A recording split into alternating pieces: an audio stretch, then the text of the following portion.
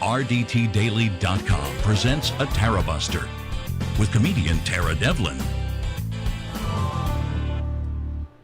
What's new, guys? My name is Tara Devlin. Thanks for hanging out. This is unapologetic liberal talk on the right side of history, decency, dignity, democracy, and humanity. And yeah, we need that. We're in big trouble. I think I've been saying that a lot. Wait, hold on. I feel like my... Can you guys hear me? Okay. Oh, look. Thank you, Richard W., for your super chat right out of the gate. Thank you so much, Richard. Another great show. I hope so. Really. Another great show, Tara. We just started, Richard. Now I have a pressure. Thank you, Richard. Really, I'm only kidding around. Thank you for your generosity and all your support and for showing up. You know what I mean? When we're doing the show, I know what a pain in the ass it is because we don't have a daily show at a set time, and it sucks. It sucks for me too. Trust me.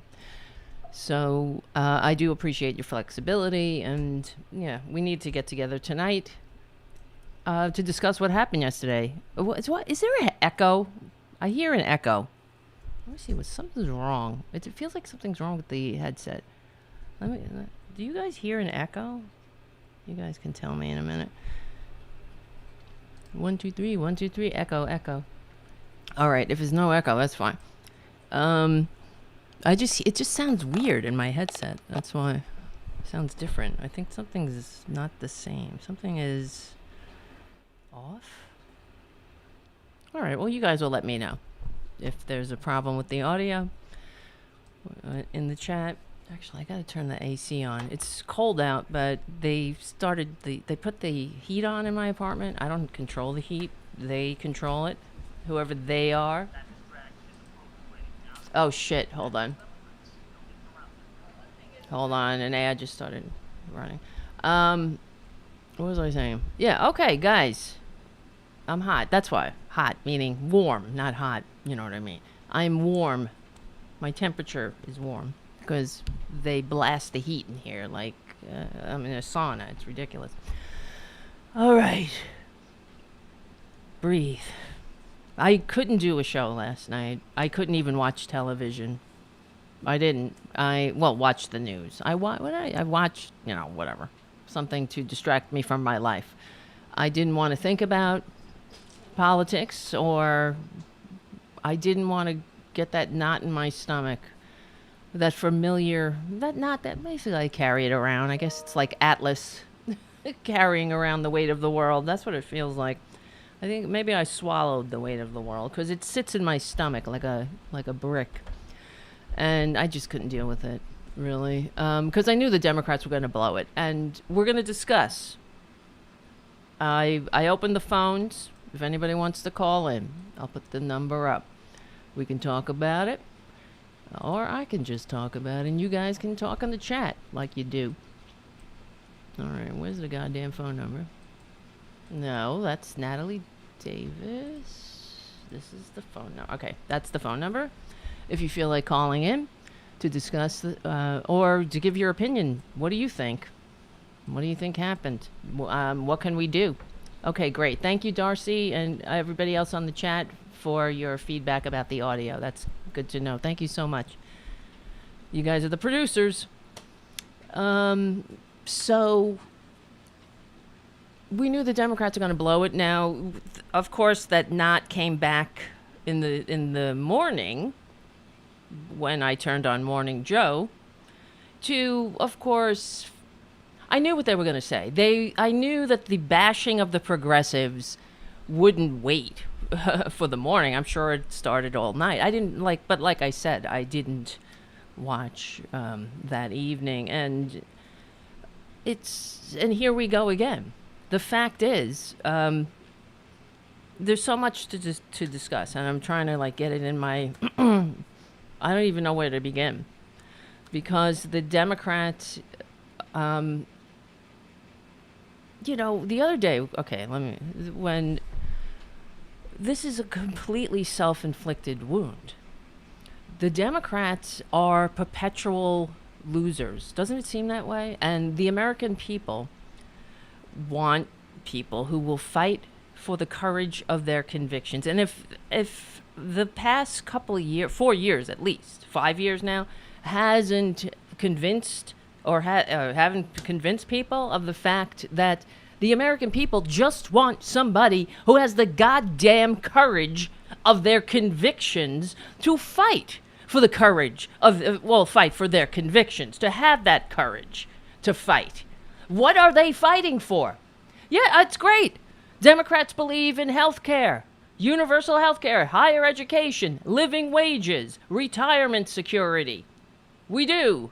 Most of us do. Some, like Terry McAuliffe, are old school, corporate-ass, lick-spittle Democrats left over from the Clinton years who need to really go the way of the Whigs.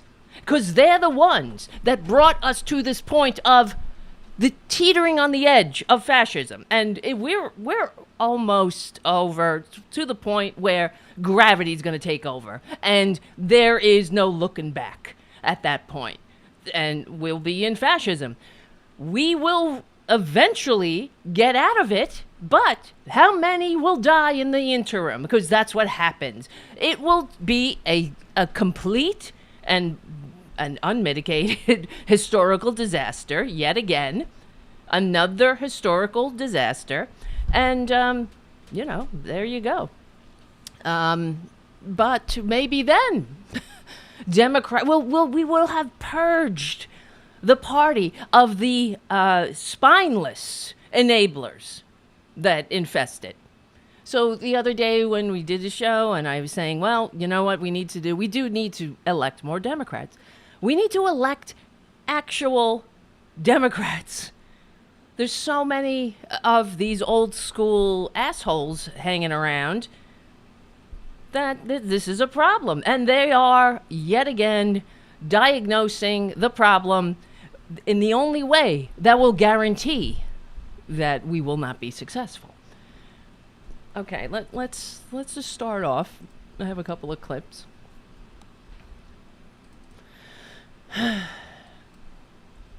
This was the first thing. This was on MSNBC. Where is... Wait a minute here. Okay, that's that. Look at this. Here we go. I can't remember this. Maybe somebody can point out this guy. I can't remember his name. All right, who's that guy? Lost the Senate. What's his name? So name? Look at what's happening now. Democrats are pursuing an ambitious agenda unilaterally. Okay, so this corporate media mouthpiece pundit, he's breaking it down. Okay, why? Why did the Democrats lose? And here's his assessment. Reconciliation, locking Republicans out, and you're seeing voters starting to react to that. So voters are reacting to the Democrats doing things by reconciliation and locking Republicans out? That's the problem. Really. See, the thing is, the Republicans, they aren't interested in governing. They're not governing. That's why they're running on lies. They're running on outright and utter fabrications. You understand? Because the truth, the reality of the situation of what we're up against is just so far out of their concern. They're not in government to govern. They're in government to write laws, to rig the game for themselves and their friends. That is it. So that's why they have all this time to continue to spread their lies and to figure out what are the people upset about. What are their dumbasses crying about? And, at this point, it's critical race theory because it's really a wagging the dog situation. Critical race theory is not a thing that is taught in schools. And why are we even wasting our breath discussing it? We have a lot of actual problems, but the Republicans, they're not problems. That's they're the feature, not the bug. Upward immobility, income disparity. That's the point. They worked all these years setting up this kind of system, destroying the late great American middle class. It's now below 40% of the population. which is not a democracy. You cannot have a democracy with this kind of income disparity. It doesn't exist. It doesn't work that way. And here we are. We're in the broken ass system. So, here, okay, let's just go. Keep going with this guy. I'm exhausted already. I'm what Democrats may want to do, and a lot of Democrats will want to hear this, is listen to people like Kyrsten Sinema and Joe Manchin, who are trying to keep the party sober so that they can avoid a repeat of 2010 in 2022. So you don't subscribe to this notion that had Democrats actually passed this ambitious spending plan, actually passed the bipartisan infrastructure bill, you don't think that would have helped them in Virginia or New Jersey? You think that would have hurt them? Well, half. Half. I think half of that is accurate. If the Good thing he's on progressives the had air, right? not held the infrastructure bill hostage, and Democrats could have taken something not just to their base, but also to the centrist voters who end up deciding a lot of these close races, saying, look, we did work with the other side, despite our many differences, despite the way some Republicans... So that's the problem. The American people they just want people to work together to get things done, like addressing issues that don't exist. Okay, and I'm sure you heard him in there bash the progressives. It's the progressives.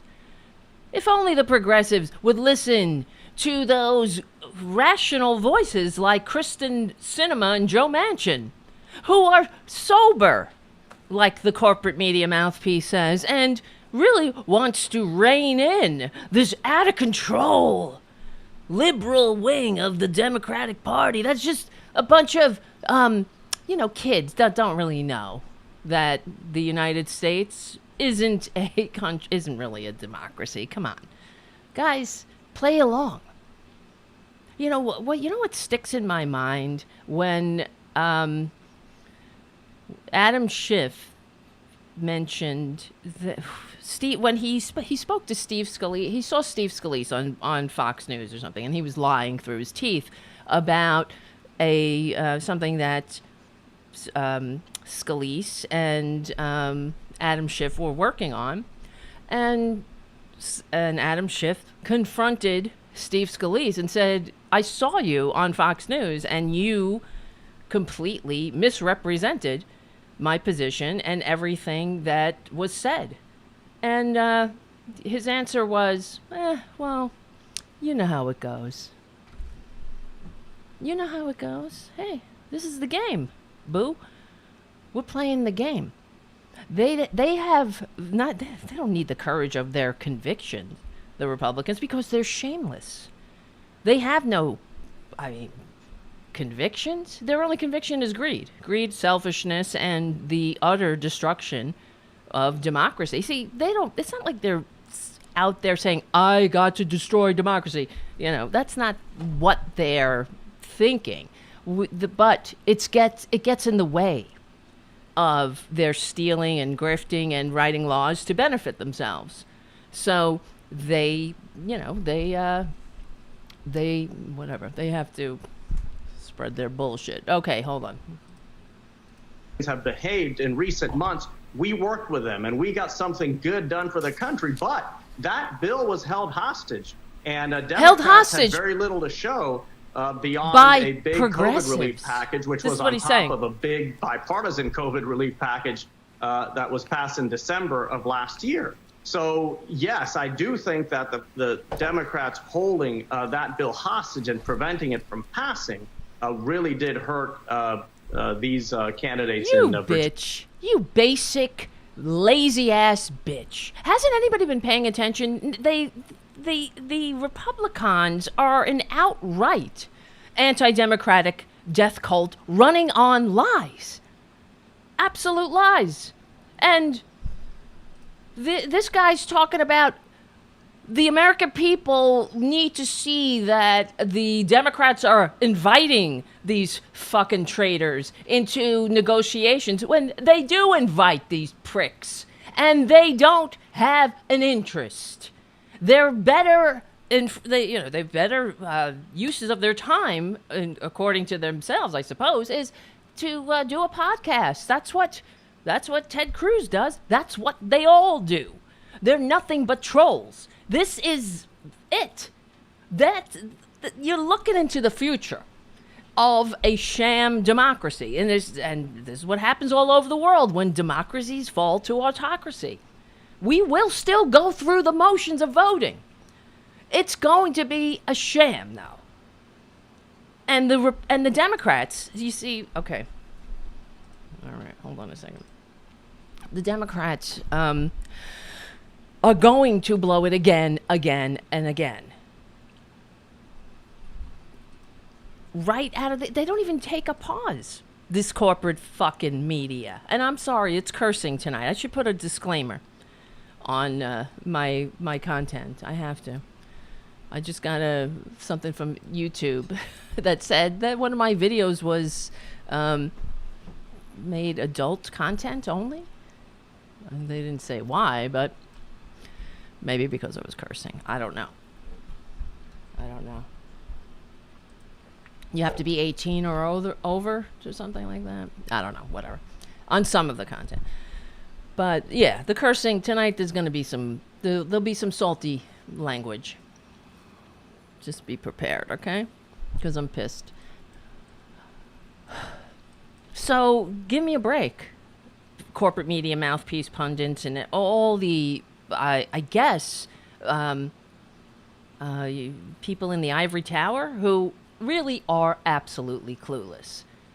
That person, with his absolutely clueless assessment, is what's going to ultimately destroy democracy in this country. Because it will take courage. Not pandering. You know, Nancy Pelosi, when I think about what happened yesterday, it's almost clearly it's like hindsight is 2020, but it seems, of course, the historical trends not working in Joe Biden's favor. But come on, even I'm pissed.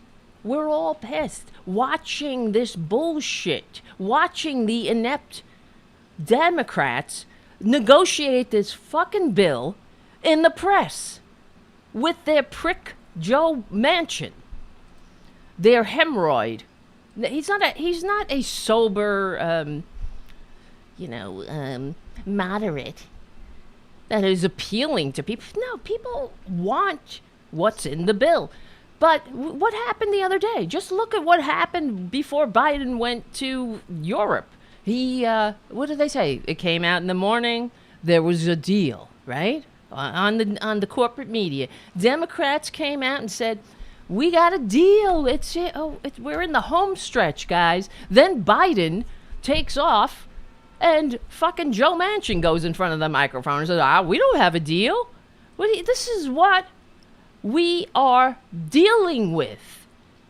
Complete ineptitude.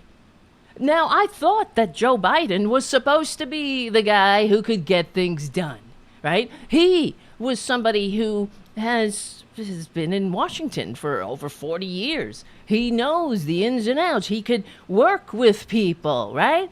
He could make those deals. And in the beginning, when I saw how Joe Biden was supporting progressive policies, or it's not about the winning progressive policies. You see, if conservatism worked, I would be on the show supporting it. If it worked to create a functioning, multiracial, democratic republic, then we would all support it. We'd be like, sure, more money to the rich, give more money to the rich because it trickles down and everybody, enjoys this decent life. We're in this small blip of time that we're all sharing the planet together. And I'm sorry to tell you that there won't be a mansion when you're dead. I'm sorry. There's no mansions. They're out of mansions. How many mansions? I mean, we're talking about billions and billions and billions of mansions. Enough. Everybody needs a mansion in heaven. Jesus Christ. But the corporate media, of course, diagnoses it incorrectly. And then, of course, on Morning Joe this morning, they were all going on about the latte liberals, which is the updated version of hippie punching, and they regularly and routinely engage in it. And, of course, they're absolutely wrong. The American people aren't rejecting the progressive message. The American people want the progressive agenda because look at Trump. He ran as a progressive, a racist ass progressive. Well, he ran with progressive policy. He's not progressive in any way. You know what I'm saying? But he ran on health care for all. Everyone's going to get health care. It's going to be cheaper. Nobody's going to pay anything. It's going to be the best deal. Trust me, I know how to make deals. And I can make everyone have health care for free, and it's not going to cost anybody anything. And that's exactly what he said, because he's such a great deal maker. It's the easiest deal in the world, he said. Give me 5 minutes in a room with my little Mario Kart smaller than average looking penis, and I'll figure it out. So, yeah, that's what I'm sick of. And the other thing, here's the other thing, and I wish I had grabbed this clip because it was so ironic and typical. But, you know, Al Sharpton was, he's the one that goes on about the latte liberals. So he's like, latte liberals and wokeness are what caused this. And then at the end, he wrapped it up with, but we really need, guess what, to energize the base. But it's woke, but it's just latte liberals, though, you know? And woke. For some reason, it's the same neoliberal triangulation tactic where that's a hippie punch. That's what that is. It's so annoying to me, this latte liberal thing. It really gets on my nerves. Like Democrat Party. It's like one of those things that sticks in my craw. Well, I don't know where the craw is, but it's sticking out there. I don't know. What's a craw? Anyway, you got a nice craw, I think. You guys look good. Haiku's got a very unique craw, I hear. So Al Sharpton is saying that, okay, it's the latte liberals' fault and the progressives for holding Joe Biden's bill hostage? No, it's actually the progressives trying to pass Joe Biden's agenda. And in fact, it's the progressives who, in 2016, and even the progressives for time immemorial have been trying to save the Democratic Party from itself and, by extension, the save democracy. Something in my eye. And so how do you motivate the base? By denigrating people. I don't understand. What is a latte liberal? What the fuck is that? Somebody who drinks lattes. Oh. Makes sense. Anyway, guys, do you understand? This is why what we're doing here is so important. I know you do. I'm just saying it for the person who might be passing through. Because look at what we have. Look at what we're up against. And we don't have the we don't have the giant platform that's spreading the truth. We have we don't have a giant platform like MSNBC or CNN or the so-called liberal media, right? Please, it is unreal. For example, okay, let me start off. For example, what's his name? Youngkin. Apparently, He ran on education. He didn't run on education.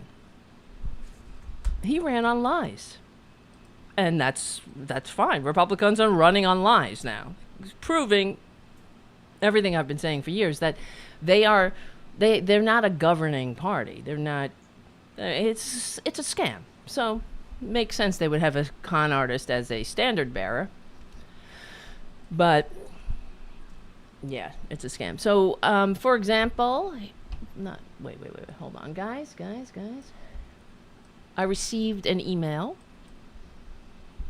from Kay Petrini. You might know Kay from, well, she was the education correspondent from the Mike Malloy show. And she wrote to Mike and me today. Sometimes she'll write some commentary, and it's usually great. Oh, not usually, always. What do you mean? Always. And but Robin's not on it. She usually sends it to Robin, too. But Robin, as we know, Robin Kincaid is... God, I mean, honestly, I have to say, Robin Kincaid is someone who makes me want to get out of bed in the morning. I have to tell you. It's been a rough couple of years for all of us. And the fact that Robin is... I just love watching... Or I don't know what it is. That she is... So if for those who don't know, Robin is a broadcaster, a progressive broadcaster, who is trans and is now going through gender confirmation surgery. And honestly, it's probably one of the most beautiful things I've seen in a long time, because somebody who is grabbing life by the short hairs and saying, fuck it, I want to be myself. And just the courage that takes. And in this effed up country. So, sending my love, and I wish I could be right there by your side, Robin, if you're listening. All right, so Kay writes, "Hi, Mike and Tara. If I hear one more member of the so-called liberal media claim that Youngkin pulled out a victory in Virginia because he focused on education, then I'm gonna fucking scream. Focusing on education means making sure that schools have all the equipment they need for teachers to do their jobs and students to learn." She writes, "We do not." Kay's a teacher, so she knows firsthand. She's on the front lines of this shit in this fucked up shithole country. It means legally and peacefully. Okay. It means making sure that kids are not learning in overcrowded, cramped, unventilated classrooms, as our kids are. It means paying teachers as the professionals they are. And all I can do here is roll my eyes. Kay writes, "It does not have a fucking thing to do with critical race theory. I teach in San Francisco, California. We are pretty damn woke out here, to the point where it makes a lefty like me raise my eyebrows at times. Critical race theory has never been part of the curriculum because it is not a subject taught to K and K through 12 schools. Trust me, if it ain't being taught here, it certainly isn't being taught in Virginia, goddammit. To paraphrase Virginia Goddamn, to paraphrase Nina Simone. Wish I had the time and energy to fully cover this newest big lie in detail, but I'm channeling all of my energy into trying to stay sane during the impossible school year. Thank goodness I don't have to deal with anti-vaxxers and anti-maskers. Well, that's one good thing, but the rest of I'm sick of it. Maybe that should be the show. Sick of it. I'm sick of it. Because the thing is, no critical race theory is being taught. Just like Kay says. It is not being taught. And yet, that's what they ran on. And even today on Twitter, there was some fucking right-winger or whatever got into like a little Twitter thing with me about critical race theory. Saying, well, don't be surprised that the people of Virginia didn't want their kids to be taught critical race theory. I mean, get me the fuck out of here, okay? I would so much prefer to argue about shit that is real. I said to the guy, go and do something that isn't, maybe do something like go find Bigfoot, Because that would be less damaging to democracy and far less tedious, goddammit. But they're on the same level as far as mythology is concerned. For fuck's sake. That's what's so unreal. We don't just have to fight over reality. We're fighting in spite of everything, in spite of Republicans. Every step forward we take, they enjoy. They love it. They love their socialist security, socialist Medicare, and all that stuff. All that stuff that, is in the Build Back Better bill. Trust me, they'll all celebrate. And then the Republicans, even if they voted against it, they will celebrate it as well. Because, of course, the Democrats are dumbasses, and the Republicans are shameless. They don't give a shit. As Steve Scalise says, you know how it goes. So, but this fucking shit that isn't real. Come on. Wait, hold on. Wait.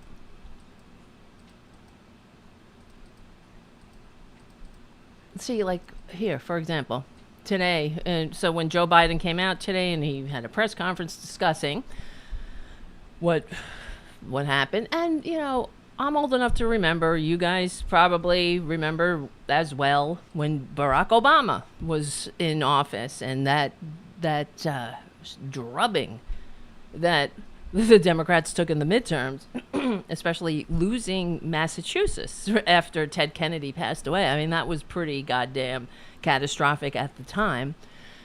But, of course, what did the Democrats do? The Democrats don't learn, it seems, because I think there are too many old school scumbags up there.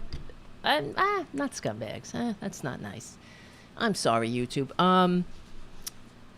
They're not necessarily, well, greedy, selfish, and it's, I guess, well, that's the way people are. It's that we're creatures of habit. So the Democrats, the old, like Terry McAuliffe and the old school, they're used to operating a certain way. And that way is you sidle up to your benefactors and you say your bullshit. You run your standard ass campaign, and you think, okay, that's gonna work. Bring in Obama. Bring in the big guns. Bring in Jay-Z and Beyonce. Remember, this is what the fucking Democrats do. Take a knee in the well of the Senate, right? They took a knee. But did we get reform? Did we get any kind of policing reform? Did we get anything concrete except a show? Nothing but a show. Taking a knee. I'll take a knee because, you know what? Because that's what I can do. I can go out there and march and protest and participate in civil disobedience. I don't need the fucking Speaker of the House to do that. I need the Speaker of the House, the Majority Leader, and the Democrats to pass laws. You don't need to take a fucking knee. Leave the taking of the knees to me, and the civil disobedience, the protesting, the the displays. I don't need them because all you had to do, you didn't have to take a knee, Nancy. All you had to do was pass the bills that we said, that the American people said were so needed. That's all. I don't need you to give me a fucking photo op to tell me you're on my side. Just do it.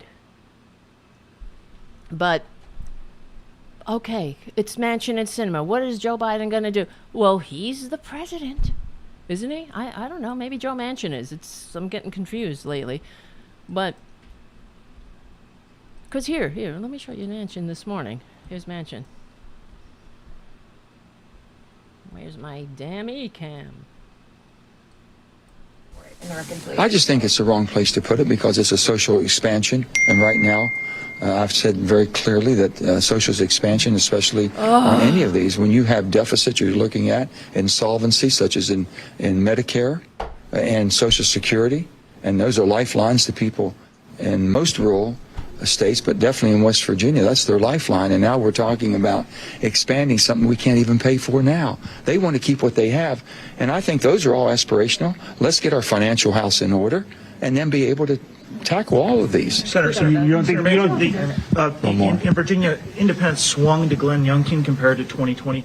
What does that say about concerns you think voters might have about inflation or the scope of the package, some of the things you've raised? You can read so much into all of that last night. I mean, I think it should be a call that all of us have to be more attentive to the people back home. And I've been trying to do that from day one. And I've been saying this for many, many months. People have concerns. People are concerned. They very much so. And are they concerned about inflation? Yeah, maybe, because they're hearing this shit on OAN and Fox News.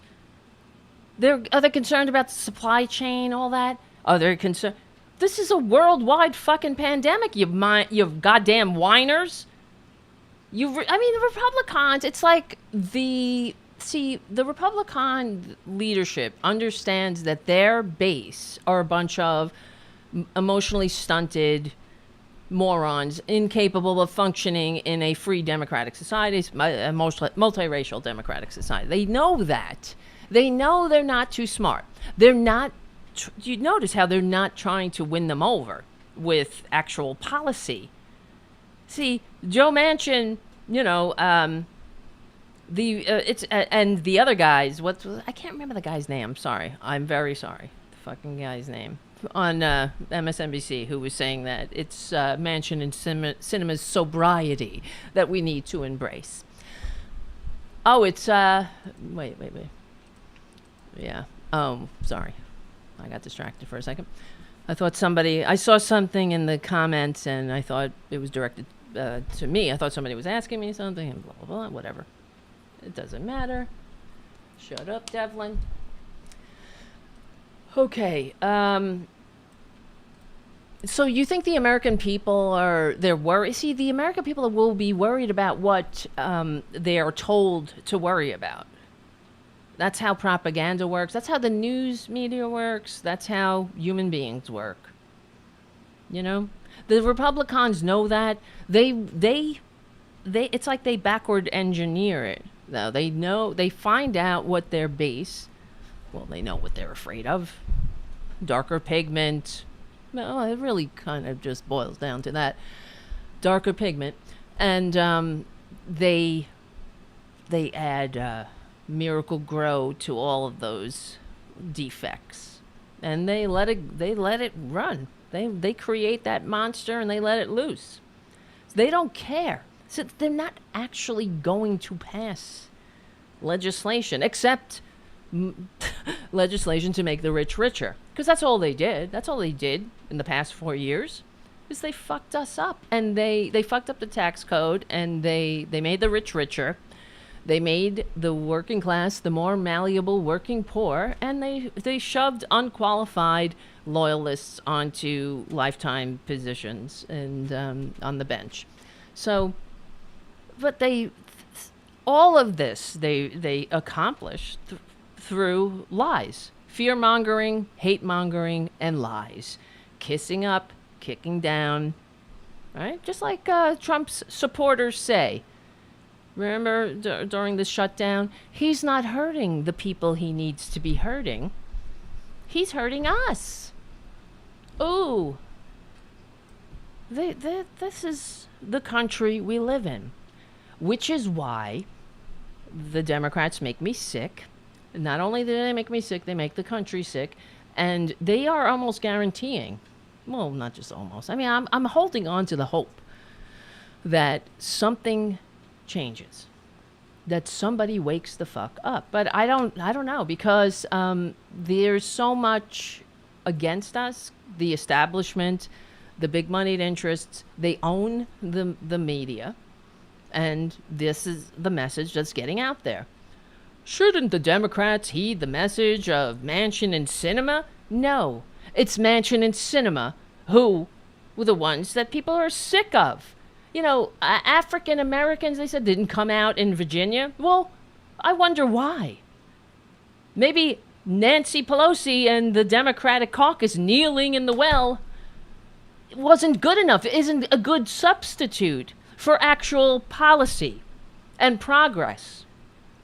And now, of course, the right-wingers, then the corporate mouthpieces and all that, they're saying things like, well, the definition of progressive is to make progress. So let's pass this infrastructure bill that without the progressive, the other bill, which is Joe Biden's goddamn agenda,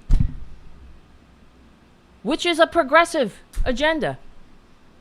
You need a progressive agenda to have a functioning democracy. That's it.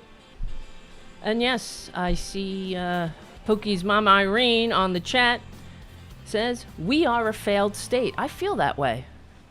And I guess, you know, my old sponsor used to say feelings aren't facts, but I think we really are a failed state. And we really epically fucked it up, man.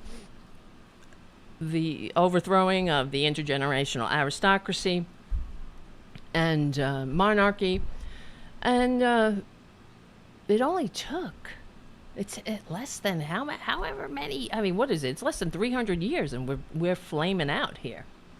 A republic, if you can keep it. Well, how do you keep it? You don't hear this on corporate media. The corporate media will not ever tell you that you can't have democracy and aristocracy at the same time. They'll tell you everybody wants to be a billionaire. You too can be a billionaire. Just come up with some big, some scam to grift, take people's money from them somehow. It doesn't matter if it's something good for them. Come up with a way to steal. And, that's it. Then you can have all of the things that other countries, other people in other countries have as a right of citizenship. Like healthcare. It's insane. Somebody's bugging out there. So, here we go. Here's an article from Arthur Tarley. No, progressives are not far left. The Democratic establishment have... No, okay, this was written... This was on the 4th, so it was before this debacle. The Democratic establishment just launched a new pact to go to war against progressive candidates who challenge incumbents. And the media is doing everything they can to help. Well, what a surprise. This is an article from, I told you, Jacobin magazine. Did I tell you? I don't know. Who knows? Oh, wait, hold on. I know. I'm not doing well tonight on the show. I'm not producing well. I apologize.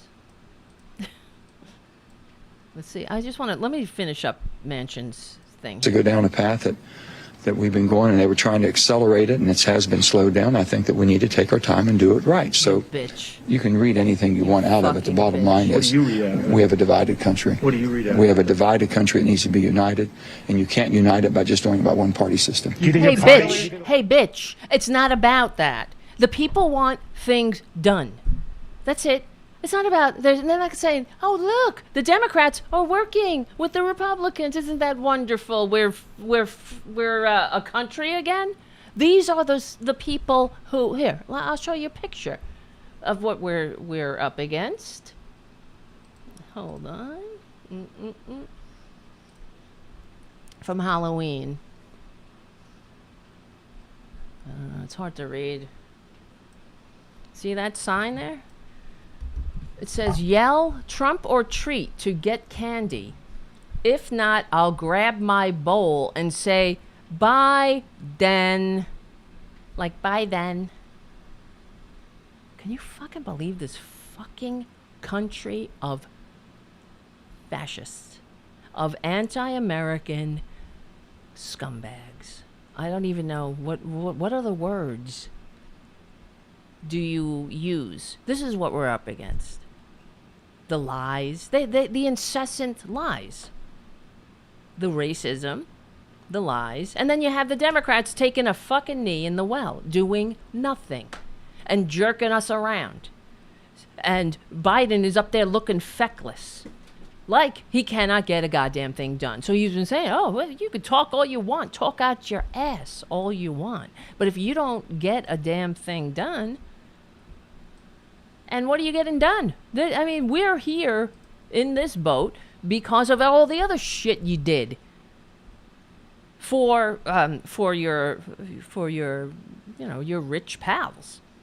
That's why we're in this boat, because Democrats began to destroy the New Deal, embrace their inner greed, and throw this country down the goddamn tubes. We are at a precipice where we could either go to full-on fascism, or we could have a progressive something, but I don't think that's going to happen. How can it? When all of the establishment, powerful Democrats don't know how to diagnose the situation. They think that the progressive challengers are the problem, are something to be stopped. What is far left about a fucking policy, like, for example, healthcare? What is so far left about something that the entire world enjoys? Except us. What is far left? And not that, I mean, and the other thing, how you neutralize that kind of shit is that you embrace left, embrace socialism, embrace it, take it. Say, yeah, well, no, I'm not talking about communism, we're talking about a democratic socialism. And I think it's a smart move to look around the world and see what's working and what isn't working, and choose to take the things that are working for our own people. And that's how successful countries, that's how they function. In fact, that's how the Roman Empire functioned. That's how they were able to rule Western civilization for nearly 1,000 years. But because they went all over the world. They were like, oh, wow, that's a good idea. Look at over here. They're doing it better than we do. Let's take that. Let's adopt this. Let's try this. But it wasn't, and they made it their own. That's what has to happen here. Why would you not? I mean, for example, healthcare. It's just the easiest and most obvious example, because we pay twice as much than the next most expensive healthcare system. We pay more, not only just a little more, I mean double, and then we pay twice as much. We have the worst, and we have the worst outcomes in all positive measures. So we pay more, get less, and not everybody's covered. And why would you think that's the greatest system? You only think it's the greatest if you are one of the ones on the top. That's it. Or an asshole who thinks that if you beg hard enough, a billionaire is going to trickle on you. God. I don't know. Maybe we should do another kind of show. What else can we do? podcast about cats. Of course. It's right at the top of the list. Podcast again. Maybe we could do cats and meditation or something. I don't know. We'll get together, breathe. 'Cause that's what I'd like to do. Rather than fight fascism, I would like to breathe. All right. Getting back to the Jacobin article by Arthur Charley. No, progressive challengers are not far left. So he writes, far left is a clear signifier of an extreme group opposite of the far right. Yet progressive primary candidates are in no way extreme. They are not yet converse of the actual extreme fringe, far right of Trumpism, neo-Nazism, and QAnon. The media's use of far left foretells mainstream outlets ramping up negative framing of progressives in 2020 primaries. Here we go. The label appeared in both Washington Post and MSNBC, and NBC News articles announcing Team Blue PAC. Okay, be aware. Here we go, right? A Team Blue. A new political action committee with the singular goal of protecting incumbent Democrats from primary challengers. Wow. Can you fucking believe that? Forget what the people of the community might want. As long as, you got your squatty, squishy, what is not, you're not squishy, your phony baloney job, you ain't gonna let go of it that quick. That's why they like their job. They've written themselves great salaries, great benefits, great retirement, great, they wrote themselves a very cushy deal. Not for you, though. Isn't it? It's outrageous that these representatives, so-called representatives, can write laws for themselves, while leaving everybody out. And that's not e pluribus unum, don't you think? Is that e pluribus unum to write yourself raises and benefits and retirement? I don't know. While you cut everybody else's lifelines? Well, see, here's the thing. This is why it's racism. The fact is why the Republicans, everything is racism to them, because it comes down to they don't want to share civilization with people who have darker pigment. And they think that what the Democrats are doing is passing stuff to benefit people with darker pigment. That's really it. And they don't like that because they're fascists. They're white nationalists, racists. They've been told this for years. That about the welfare queen and all that. And the Democrats, the problem is that the Democrats have so readily echoed the bullshit, the Republican talking points, the bullshit Republican talking points. The era of big government is over. That's Democrats. I mean, the Democrats, I don't know, man.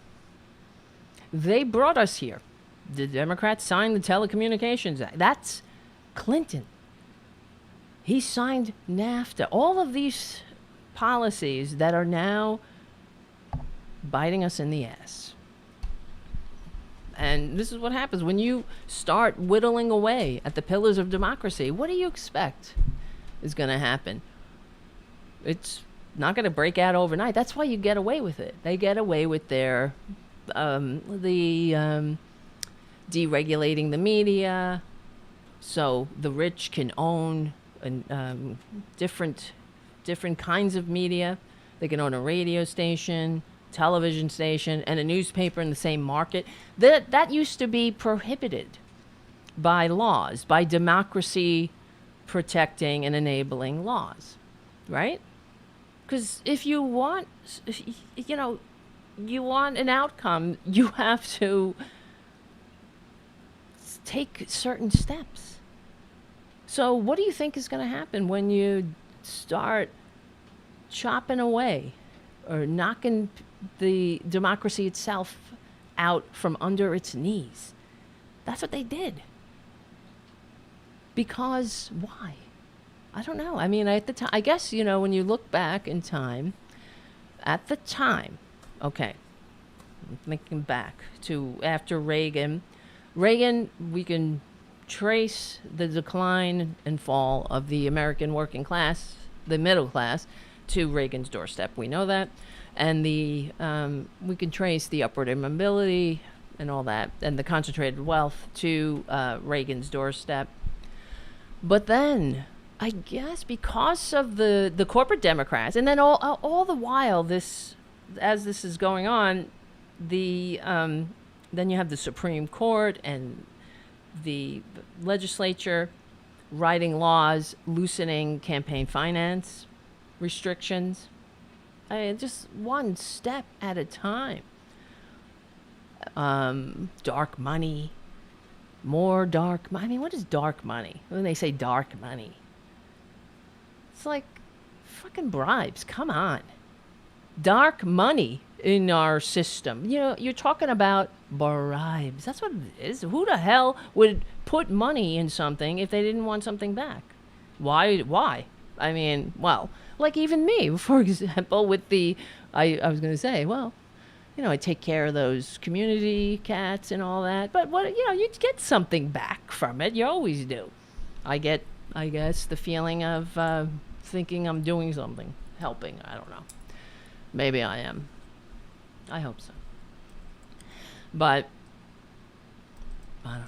All right, hold on. What establishment Democrats and Washington Post and MSNBC editors are all telling readers and voters is that advocacy for Medicare for all, a Green New Deal, and housing for all is a fringe far-left agenda.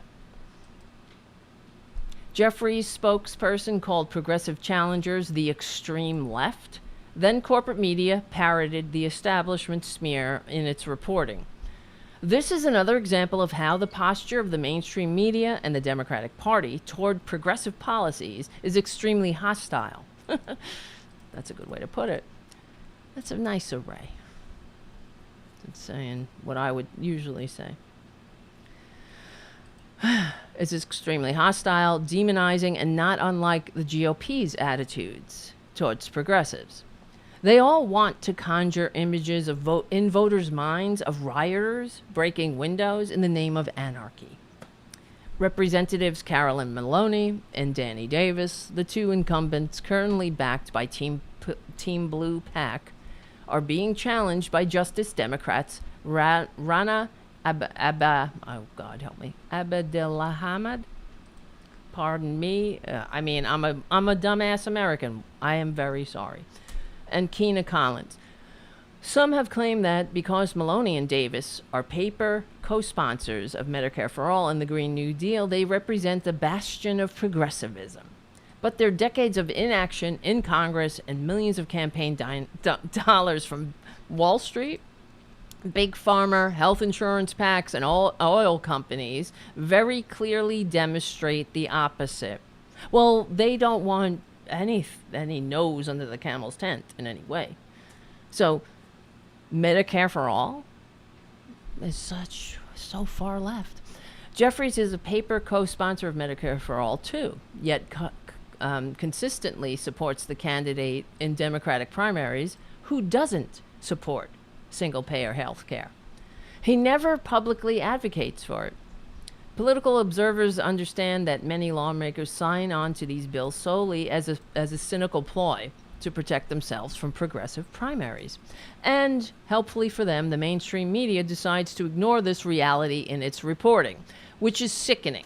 And that's part of the problem. Really, it's enabling. That's what they do. So the Republicans or corporate Dems or just conservatives in any form will lie. Well, whatever tactic they'll use, and then the corporate media will pick up on it and report on it as if it's sincere. as if it's not a ploy. You know, they make us. It's very insulting. They think we're a bunch of dumbasses. Well, many of us are, but it's sort of like what came first, you know? The chicken or the egg? Let's see. Yes, a political ploy. Why don't they mention that? As a result is that most incumbent Democrats are deemed progressive, and the only room to the left, apparently, is the far left. You see, that's it. He nails it here, because the corporate, the corporate media will present all Democrats as progressives. That's right. And then somebody like AOC, they always point at AOC and they say, she's like the far left AOC to the Amy Klobuchars of the world. Because Amy's supposed to be she's supposed to be sane. And AOC is supposed to be nuts with all this talk about people not dying needlessly in the richest country on earth needlessly without health care. I mean, it's nuts to think that we would give a shit about other people other than ourselves. The Team Blue PAC farce continues, with Jeffries' spokesman also saying it should come as no surprise that the chair of the House Democratic Caucus plans to support the re-election of members of the House Democratic Caucus who are working hard to enact President Biden's Build Back Better agenda. But one of the three people behind Team Blue is one of the 9 House Democrats threatening to sink Joe Biden's big reconciliation spending bill if the House doesn't first vote on the so-called bipartisan infrastructure bill. My God. It doesn't take a political theorist to find the ideological differences between incumbents like Jeffries, Maloney, and Davis and primary challengers.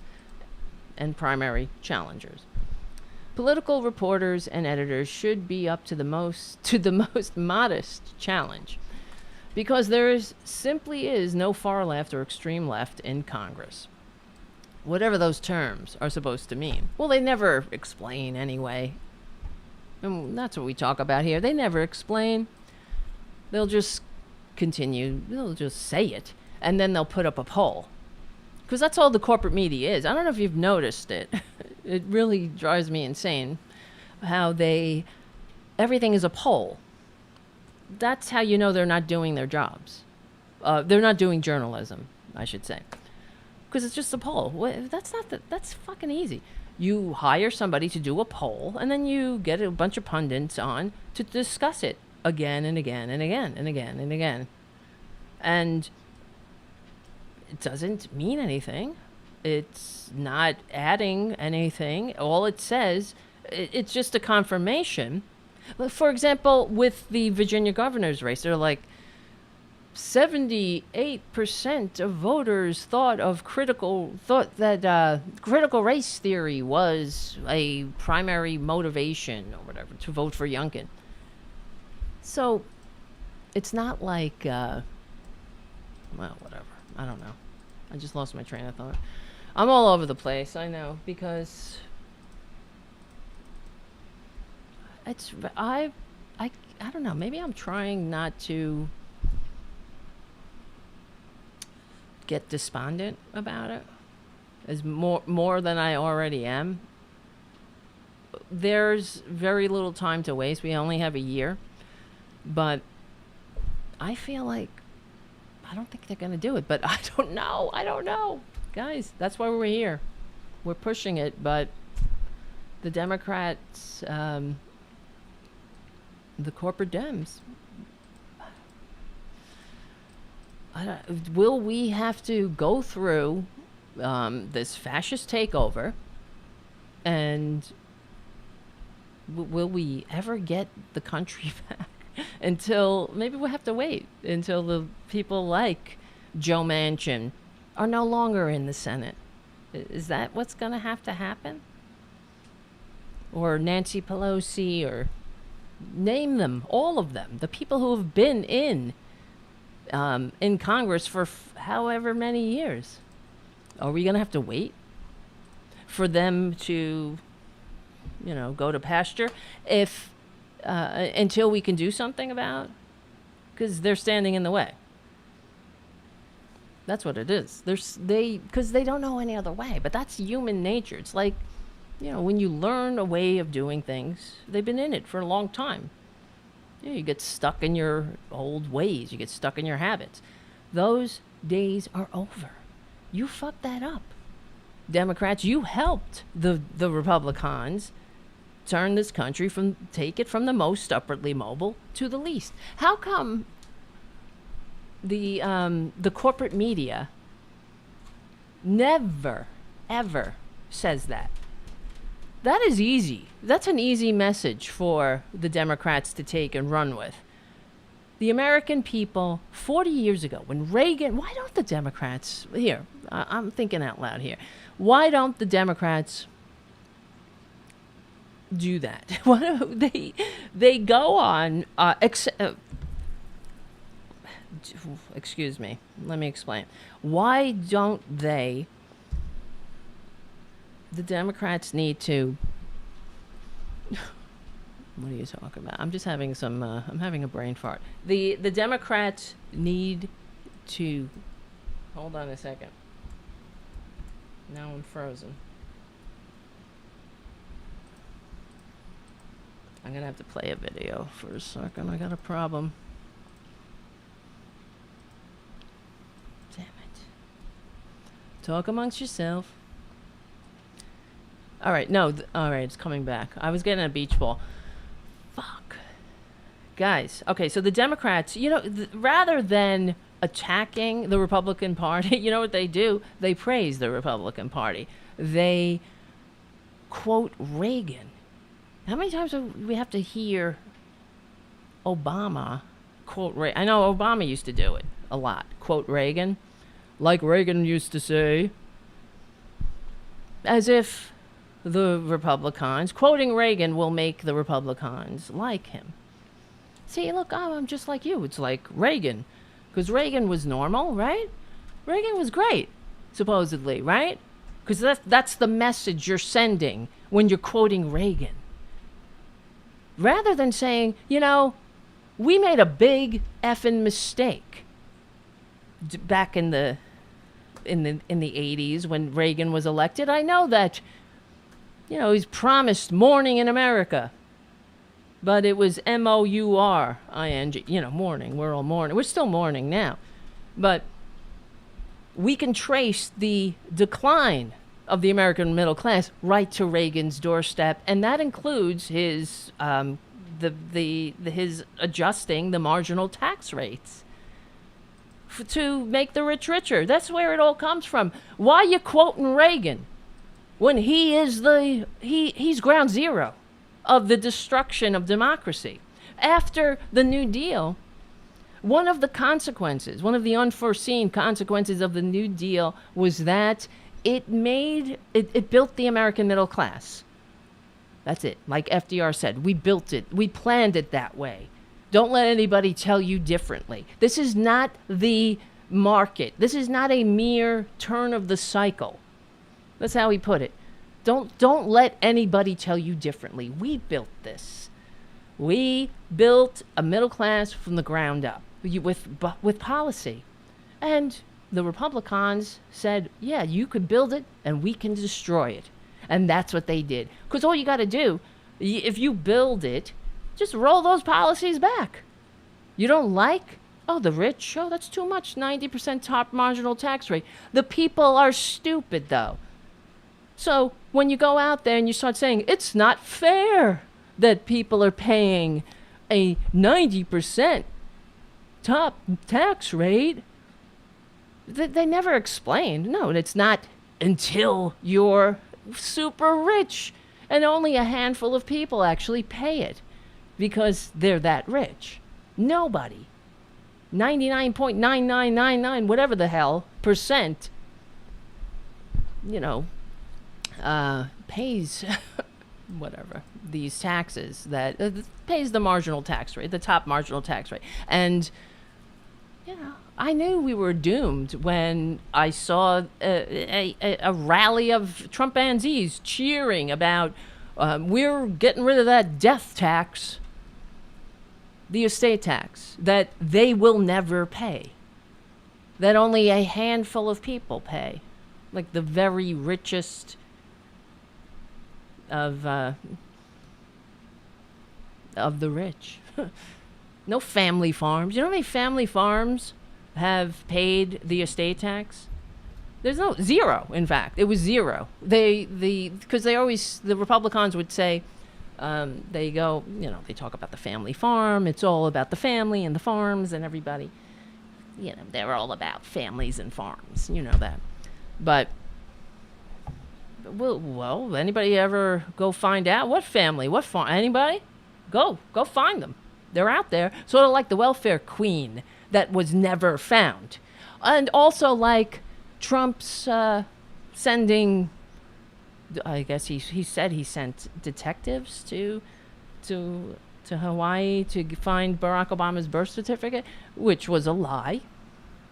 Well, the detective, he never sent anybody. He's just a liar. And what did the media do? They reported it. They reported it. Well, he said it. They said it. We report it. And then we do a poll.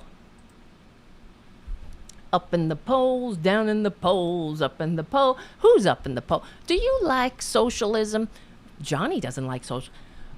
And Betty, do you like socialism? I don't like it. But I wouldn't have a roof over my head without it. But what is socialism? You know, they don't go into it. They don't discuss it. They don't do compare and contrast from all over the world. Why don't you go around the world? Explain it. Why is it that the American people are so goddamn dumb that they can't, I don't know, explain this thing that they supposedly hate so much but need so often? I don't know. That's the corporate media for you. If we're dumb, it's because they're not doing their job. And that's why I find it so goddamn rich, listening to them complain about, you know, what the American people want, what the American people. Well, why don't you do your job? Whatever. I'm doing it for you, I suppose. That's what we're doing here. We're trying. We're trying to fill in the blanks. We're trying to make up for everything that's up against us. God damn it. And yeah. Thank you. I see Chris on Facebook. Thank you, Chris. Chris says, I'm glad you're on tonight. Thank you for all you do. Thank you. I'm glad you're here, and I'm glad everybody's here. Trying to unpack what the F. Why not? I'm sorry. I should stop cursing. I have to stop. I know it's annoying. It is a emotional release, though. I guess it's stress relief. My mother raised me this way. She had a potty mouth. She's a filthy nun. What do you want? She's a filthy nun called. My mother's name was Sister Mary Joseph of the Christ Child. Can you believe that? That's my mother. Anyway. And I see you there, Anthony. Nice to see you. All right. Yes, yes. Let me see. Yes. I should read this. I'm reading your... It's like I'm not even on the air. I'm just reading your responses going, yes. No wonder this show needs work. It's not good. Okay. I just inherited myself. Oh, wait. I'm reading some of the... I think our country needs a strong Republican Party. It's important. Oh, that's right. Peter Griffin on the chat. That's right. That was Joe Biden. And what was that? January 21st, 2021. After they stormed the Capitol and all. Oh, the other thing. Here's another thing that just came to my mind. I totally forgot about. the what's his face? Pence, right? So Pence, everybody was praising Pence for Errol, I see you there on Twitch and on YouTube. Everybody's raising up their hand saying, I'm here too. I'm glad. I'm glad you're here. You guys are awesome. This is how we'll get through it. You know what I mean? At least we have each other. Okay, yeah, so Pence, I didn't grab the video, but I'll try to find it quickly. Because Pence was getting a lot of praise this morning for some appearance he had where he said that he took a question from the audience of traders, and Pence said, and the trader asked him who told him to certify the votes, like what authority, right? So this is from Washington Post. Pence says James Madison and in the Bible helped him certify the election results. I mean, the Bible. Yeah. Well, I guess doing the right thing, right? So asked on Monday night who made him buck President Donald Trump's wishes to certify the results of the 2020 election, former Vice President Mike Pence told a group of young conservatives that he looked to the teachings of Madison. Well, there you go. Speaking at a Young America's Foundation event at the University of Iowa, Pence was asked by an audience member identified as Jared whether someone in the White House convinced you that it would destroy your hopes of becoming president if he followed Trump's pressure not to certify the election results in Arizona and other states. My question is, what is the name of the person who told you to buck President Trump's plan to certify the votes? The audience member said. Pence, who hid from a marauding mob during the January 6th invasion of the Capitol as some chanted, "Hang Mike Pence," responded, James Madison, the fourth president of the United States, who is also the known father of the Constitution. The former vice president, whose answer was met with applause from the Iowa City audience, denied that he was advised it would hurt his chances of running for president if he followed Trump's plan. Everything you recited relative to me is false. Now, when I watched this clip, I first didn't know the outcome or the ending. I was like, okay, trader asks a question. Let's see what this trader says in response. And I was pleasantly surprised that he said that everything you've recited relative to me is false. That was a good start. And then he goes on. Now, see, Republicans, they can't ever really fully commit to the truth. When they put their toe in the water of truth, that's all they're gonna give. So the Washington Post article continues. This is an article by Timothy Bella. So he says, Pence, referring to the oath he took to uphold the Constitution, also cited a Bible verse, he said, and that he leaned on. And he said, Psalm 15 says, "He who keeps his oath, even when it hurts." Well, that's not bad. Pence acknowledged that he had written a letter to Congress about his concerns over voting. And here we go. Here's where we get the fact that a tiger doesn't change its spots or stripes or whatever. Francis doesn't, I don't know, change his stripes, something like that. He just couldn't completely let go of the lie. So he had to spread the big lie. All right, hold on. You got, obviously nobody's calling, so I'm going to shut the phone. Nobody wants to call me. Call me. La-da. Call me for some overtime. Call me. But not tonight.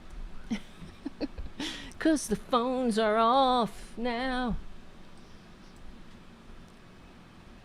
Call me. Blondie was awesome. Is awesome. Pence acknowledged that he had written a letter to Congress about his concern over voting irregularities. He says, and he still has concerns over irregularities in states such as Arizona and Georgia. That's bullshit. He's full of shit. There were no irregularities in Arizona or Georgia or Georgia. There is no evidence of widespread voter fraud in the 2020 presidential election, although Trump and other Republicans continue to make that false claim. Well, that's good that the Washington Post wrapped up the article like that, but this is how it is. We waste our precious lifetime. We waste the air in our lungs, constantly repeating the same thing to the Republicans, to debunking, saying, oh, no, critical race theory is not taught in schools to children, you freaks. That's what the Democrats have to do. Enough is enough. Instead of saying, like Reagan once said, my hero, Reagan, I really love the old Gipper guy. I love the way he ignored the AIDS crisis.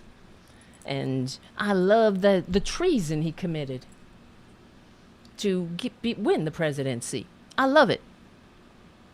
And I know... Oh, Chris J.Y. Hey, Tara, stay awesome and amazing. That's so nice of you. Chris number 2. You're amazing. Yes, there is no evidence of widespread voter fraud. But Pence, who is seen as a potential GOP candidate for president, emphasized that he stands by his decision, saying that the only role for federal government is to open and count the electoral votes. Blah, blah, blah. I understand the disappointment. You might remember I was on the ballot, he said. But you've got to be willing to do your duty. Yeah, okay. Doesn't that sound normal? Just do it. That's the way it is, man. Before Bill Clinton signed the Telecommunications Act and created these silos of information where right-wingers fall down Q holes instead of going on the nightly news and trusting that they're being told the truth. That was Bill Clinton did that to us, guys. And yet leaving us yet again with another problem that we have to rectify. So it's like everywhere we look, the pillars of democracy are under assault, or not under, some of them are, it's past tense already. For example, the media itself, the corporate media, that's probably one of the most damaging policies of, I don't know, it could be argued, it's probably the worst anti-democratic policy that well, certainly Bill Clinton, but any president could have inflicted on the country in a way. When you take away the truth, you take away the trust. The American people, see, the other thing is that democracy, it requires trust. You know, you don't have to like everybody.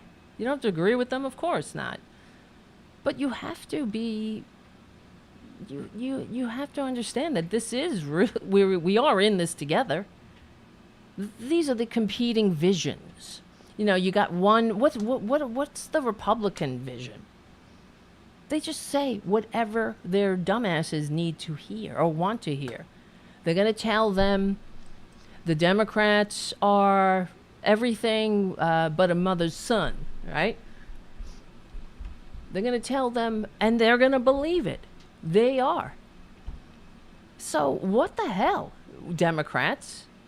Why, when you do things like praise Reagan and push Republican policies, it means you're telling the American people that the Republicans have the answer. And that you want to be Republican, but a little less. You're the kind of Republican that takes a knee for a photo op, not somebody that lies about, I don't know, everything. How do you lie about everything? Even, Trump, for example, just an aside, he said that he was invited to the World Series by the commissioner of baseball or whatever. It's not true. And then the commissioner had to release a response saying, no, I never invited the Orange Con man to the World Series, and I don't know why he's saying I did. And because he's a needy little nobody wants a needy person, Nobody likes that. But maybe that's causing me to rethink it. Whether people like needy, because they really like him. They like Trump. That's really what makes me feel very alone in the world. Well, as a human, I sort of feel like I feel embarrassed about it. I want to show you this other Halloween costume. I don't know if I have it, actually, now that I said it. Oh. Fuck.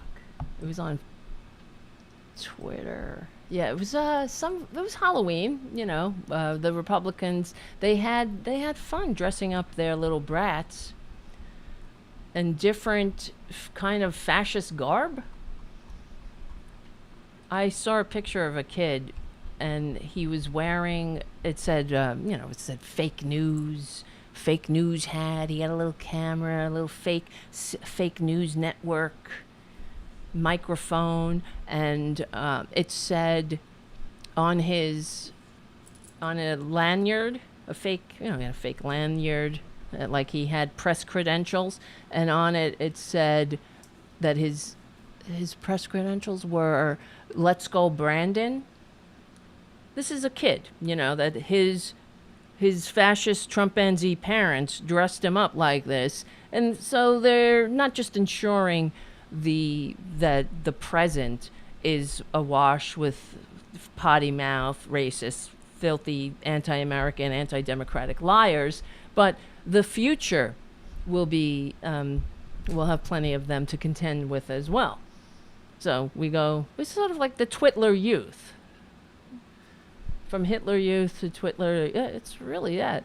When you're telling your child that you don't give candy to people who don't agree with you politically, and at this point, it's not even about politics, because it's not about an argument between on how to accomplish a goal, a unified goal, and having different ideas how to get there. That's not what this is about. They are destroying democracy. That's the goal here. The goal is the kind of system that they have in Russia. Russia's an oligarchy where of course the power is concentrated in Putin's hands, but legally and peacefully. They changed the Constitution. Putin changed it. And like the Republicans know, what Putin knows is that it doesn't matter who votes, it's who counts the votes. So while the Democrats are out there arguing about how to fillet Joe Manchin, see, Joe Manchin's apparently the president, And the president, this is the problem here. The president looks like a weak little bitch who answers to Joe Manchin, not the other way around. You see? And that's not the winning recipe for success. The Democrats are going to lose if the Democrats don't fight. If you don't fight, you can't win. And if you don't have convictions, how can you have the courage of those convictions? If you don't have any convictions, it's like Terry McAuliffe. The Republican, they turned the Virginia race about critical race theory, which we know doesn't exist. Nobody's being taught critical race theory. He says on day one, he will ban critical race theory. And that's what they voted for. So you're telling me, Democrats, that you need the people are going to figure out that you're doing good things for them. When on the other side, you got millions of dumbasses motivated. They're out there. They're very energized. These fascists. They've been energized by the big lie, and the incessant big lie. Everywhere they lurk, there's they're encountering the lie, and that's these. Wait. Oh God, I need a new computer. Yeah, professional conservatives find a path to victory with ginned up outrage over critical race theory. So the Democrats are working on things that actually exist, and the Republican voters are motivated by shit that doesn't exist. So they're out there. The record turnout, I mean, it was record on presidential levels. The right-wingers are motivated, and the Democrats and the progressives and the normal people are demoralized. And that's what happened when the Democrats lost the seat in Massachusetts during Obama. I remember the time, and I remember after it happened, all of the corporate mouthpieces misdiagnosed it again. Of course, this is what they do. That's why they're there. And so they said that the Democrats didn't come out to vote during Obama's midterm because they were like, oh, Obama has this. This was the after action report from the corporate media. Obama's got this. We don't need to go out anymore. That's what they said. The Democrats didn't. They were just lazy. They stayed home, being lazy. Yeah, we're the ones who are out there marching, getting arrested in front of the friggin' White House. But we're just, stay home. And for no reason, he's got this. He's a good guy. That's not what happened. What happened was Obama, right before the midterms, Obama, remember the grand bargain? He was trying to get this grand bargain with these, because the Democrats the corporate Dems are pathologically ridiculous, and they pathologically think that being Republican is the path to victory. And they keep hearing it.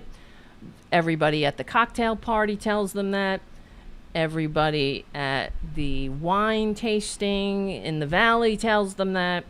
Everyone in the green room of CNN tells them that. So that's what they tell us. But the fact is, what happened right before the midterms, Obama, what did he do? He was trying to get a grand bargain with John Boehner at the time, and he put Social Security on the table and took the public option off the table. And everybody says, well, that was Joe Lieberman. But I don't know, I might be wrong, but I remember it differently. I remember it being reported at the time during the ACA debate that Obama took the public option off the table to get the fucking insurance companies to the table. That was his carrot. He gave them his ace up his sleeve right in the first round. That's because the Democrats suck. What the fuck? Are you kidding me?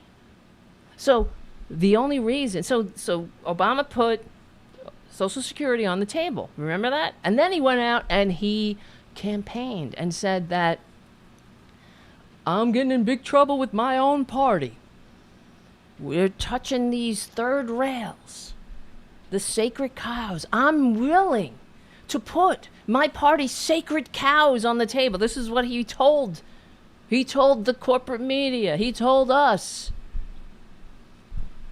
Nobody, did anybody elect or did anybody vote for Obama to put Social Security on the table?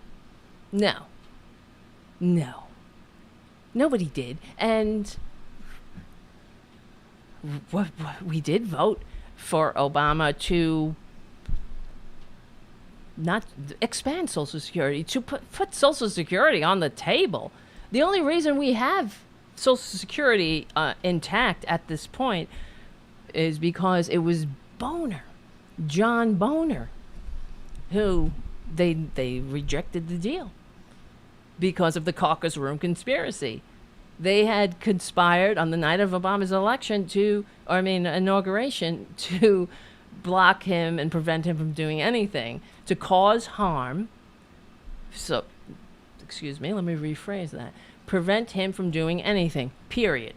They wanted to cause harm to the American people for political gain. They knew that if the people were suffering, that there would be a backlash against the incumbents. And that's what's happening here, too. The American people are seeing that shit's still effed up, and the Democrats are goddamn feckless. You know, and the Republicans are Republicans. Like a snake is going to be a snake. Yeah, so you can't curse it when it slithers. That's who they are. So do something about it. Fight them, Democrats. Why do you always have to give in? Well, why? Because we know why. These old school scumbags need to go. Oh boy. Born in a constellation of right-wing think tanks, the outrage over critical race theory spent over a year in the metastasizing embrace of the right-wing media, churning up hatred against discussions of race in school. So everything that is a discussion about race is now critical race theory in the minds of morons. As this deceptive marketing reached a fever pitch, there was an explosion in Facebook groups being formed or shifting their focus to opposing critical race theory. Oh my God. Oh my God.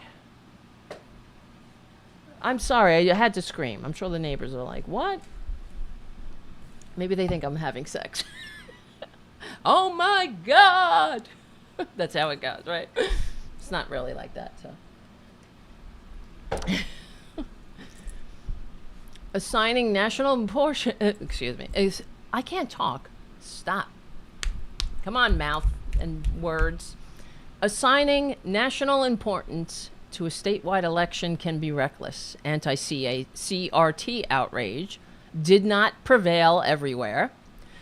But for the effort and money that conservative activists and media put into defining the Virginia gubernatorial race with critical race theory, it's clear that these charlatans will attempt to export the Virginia playbook nationally. Oh, yeah. And, oh my God, it's going to be unbearable. It's goddamn unbearable dealing with this. It's so much easier to deal with reality.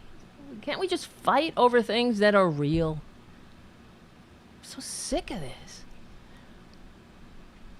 Oh, yes. As Manhattan Institute senior fellow Christopher Rufo, who helped launch the critical race theory campaign, has explained, the goal, and he wrote this, and he said it out loud, is to put all of the various cultural insanities under that brand category, the brand category of critical race theory, so that people read something crazy in the newspapers and immediately think critical race theory.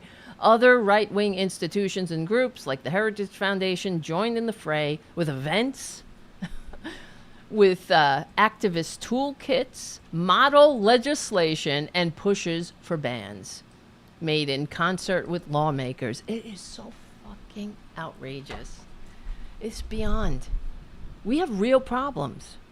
And these, I don't even know, pick a word. These people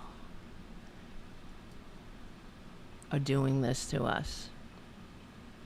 These people.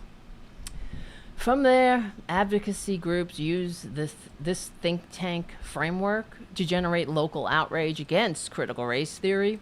According to NBC News, there's at least 165 local and national groups that aim to disrupt lessons on race and gender.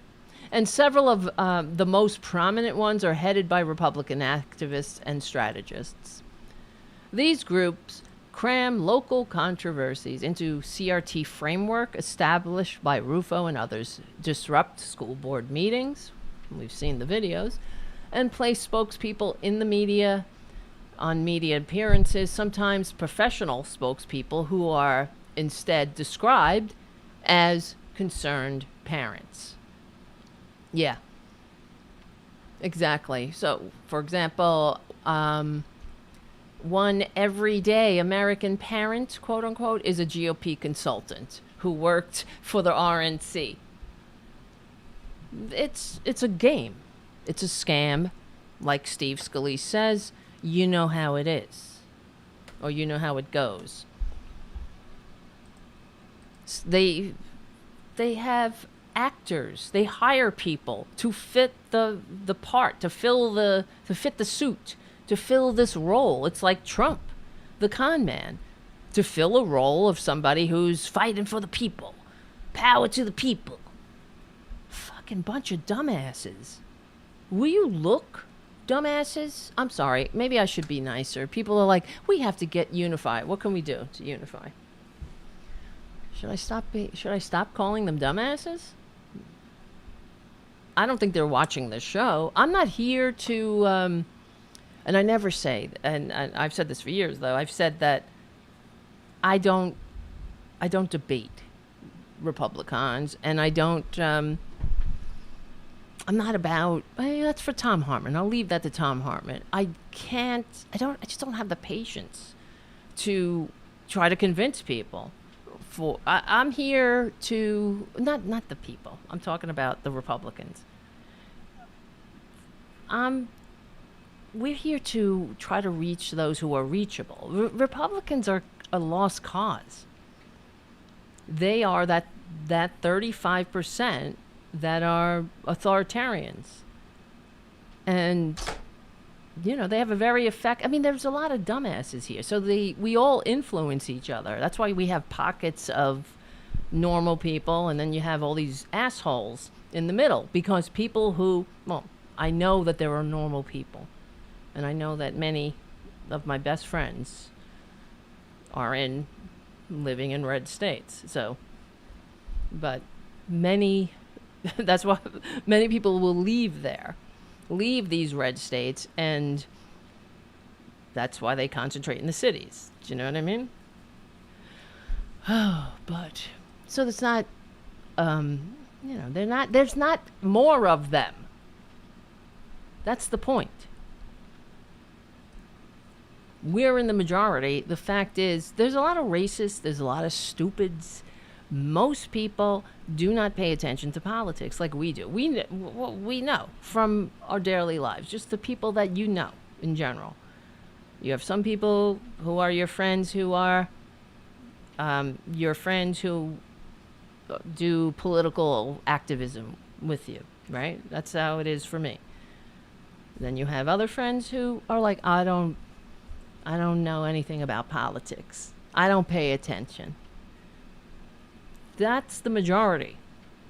These are people that are easily susceptible to the propaganda, to whatever headlines they might glance on the way to their third uniquely American low-paying, no benefit, no security, no nothing job. Oh, God. Hold on a second. I know we're a very small community at the current moment. Maybe one day. I'm not getting any younger though. But this is what we're doing. This is how we will win. By getting the message out. We are right, guys. We're on the right side. They know it too. That's why they can't even run on reality. But it should be the lesson that the Democrats should take is not the lesson that's being spread or being taught to them by their peers, I guess. The message is, I mean, it's fascinating. What's his name? Joe Scarborough. So every minute, every opportunity to bash progressives. Everything is the progressives' fault, apparently. Everything that ever happens is the fault of progressives, and we're just too pie in the sky. No, honey, we're trying to save this fucking country from a fate worse than what we endured in the 20th century. You want to see the 20th century? Yeah, the reason we have a UN and all that is because the 20th century was probably the bloodiest century in human history. We could probably top it. We don't have death camps. We don't have any of that. It doesn't start with the death camps, guys. It starts with Muslim bans. It starts with anti-trans bills. Things like that. It starts with vilifying the other. And it also starts with the lies. We're trying to pass legislation, and the Republicans are counteracting with lies. So how do you? What do the Democrats do? They say, you know what needs to get done? We need to do more of what the liars want. We need to work with the liars and the traitors who keeps not only even when they try to tell the truth, they can't fully commit. They gotta lie. You want to know what it looks like for Democrats to fight? Take a page from FDR. It always drove me nuts. Whenever a Democrat quoted Reagan, it's like another montage somebody should put together. Maybe that somebody should be me. Which would be Democrats quoting Reagan. That would be funny. Because it's just ridiculous. I would say, quote FDR, you fucking morons. You never hear Republicans quoting FDR, do you? I mean, come on.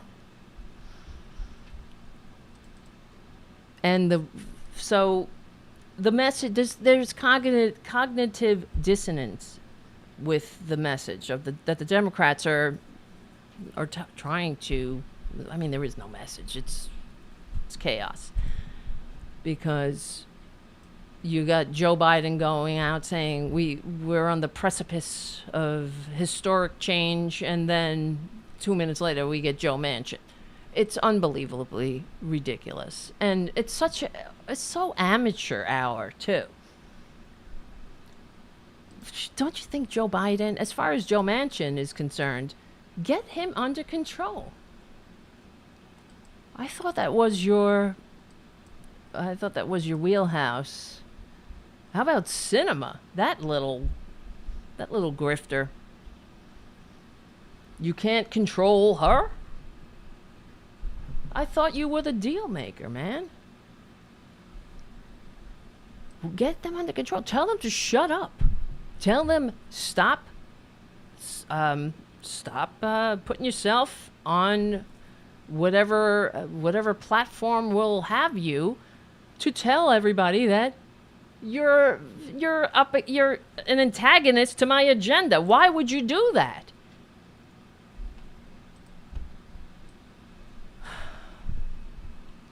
So on one hand, we hear how the Republicans attacked democracy, assaulted the government, tried to overthrow democracy, tried to hang the vice president and the Speaker of the House. And on one hand, and then on the other hand, we have nothing happening. We have the effing traitors going home on house arrest for 2 weeks. If it's such a assault on democracy, where's the action? Then we get nothing. Then we get no protection of democracy with voting, with any John Lewis Voting Rights Act or any other act that actually matters, or the Help America Vote, whatever the other one is called. They don't do that.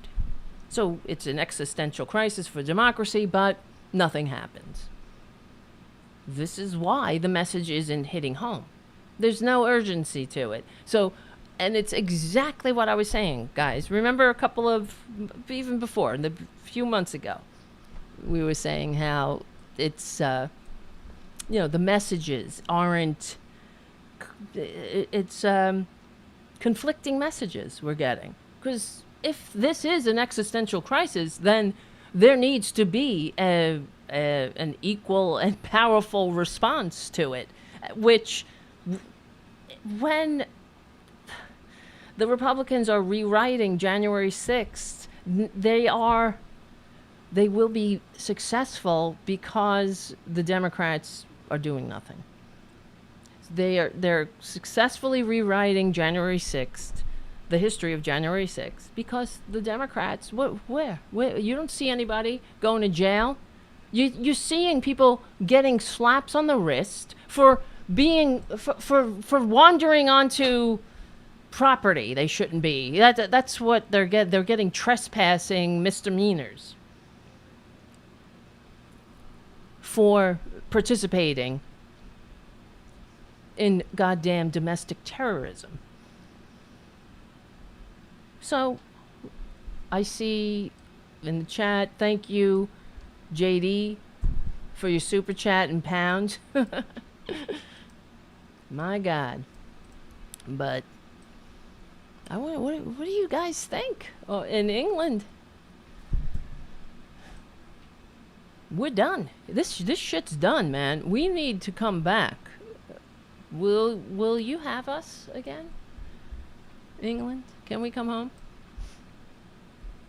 Pookie's Mama Irene, thank you for your super chat. Tara, you make me laugh. Thank you. I'm glad I could do that. So need that today. Thank you, Pookies.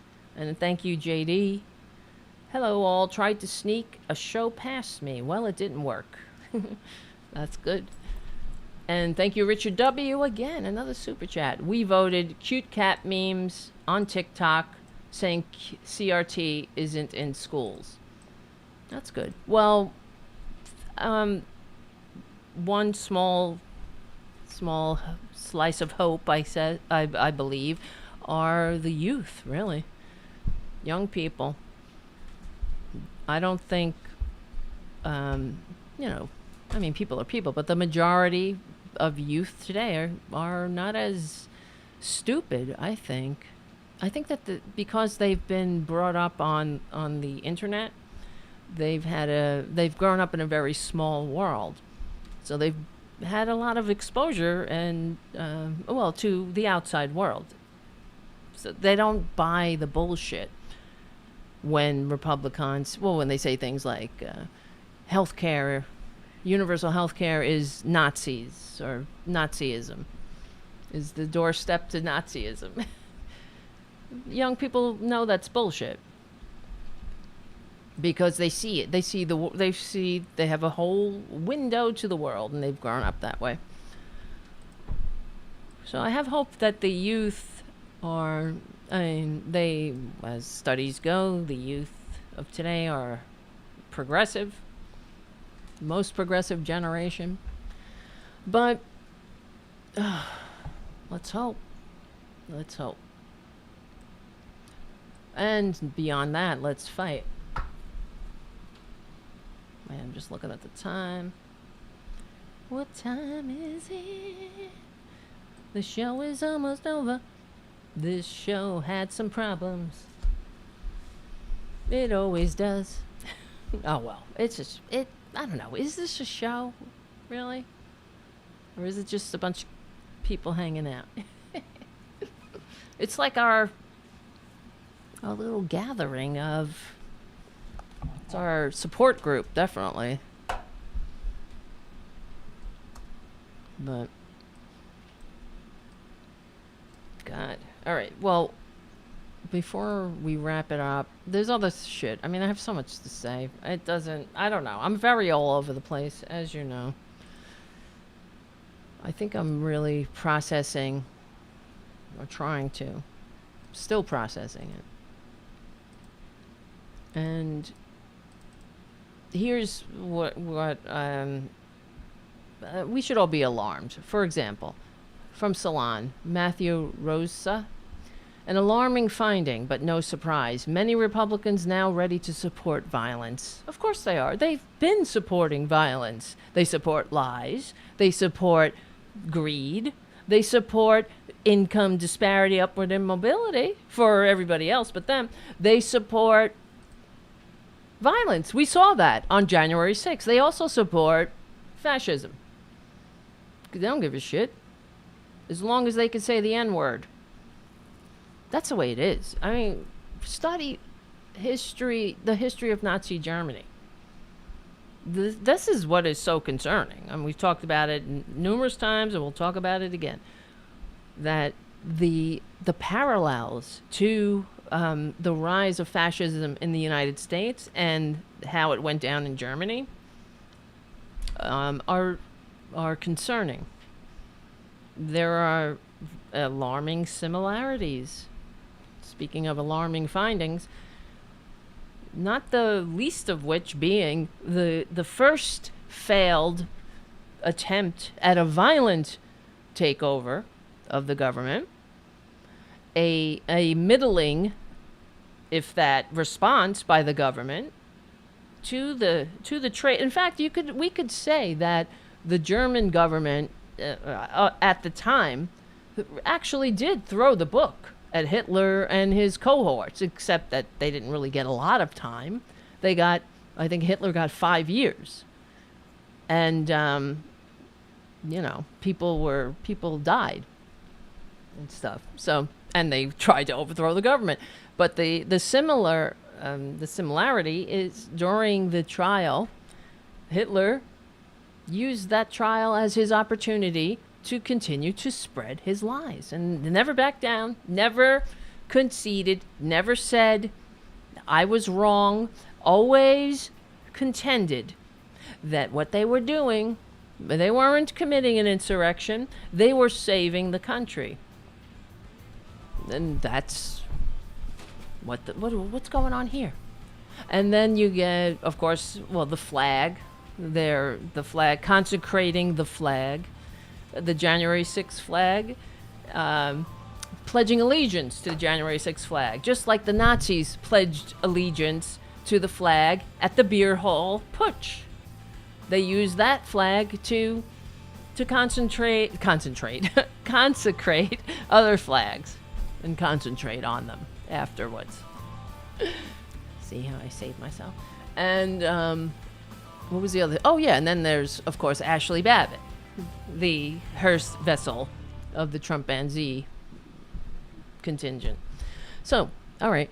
On one hand, we have the Democrats telling us this is a existential crisis. Trump is a con man. Of course, he's not just that. He's a traitor. He tried to overthrow democracy. This is a big lie. This is dangerous. We're in trouble. Blah, blah, blah. We're done. Blah, blah, blah, blah, blah, blah. And then, on the other hand, we're like, why can't we all work together?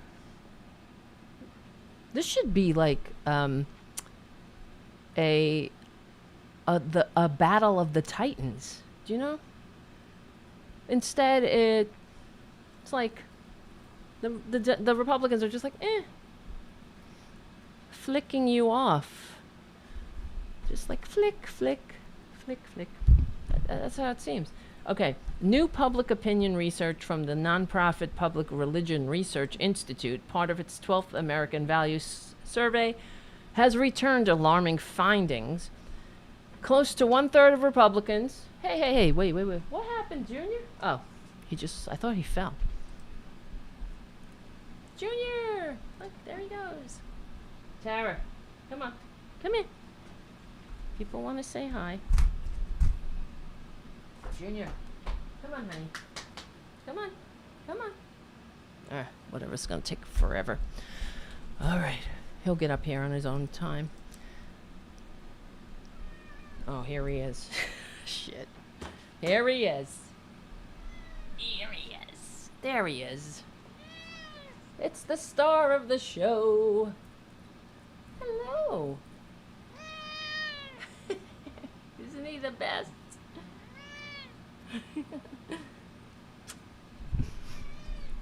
I love the way he meows.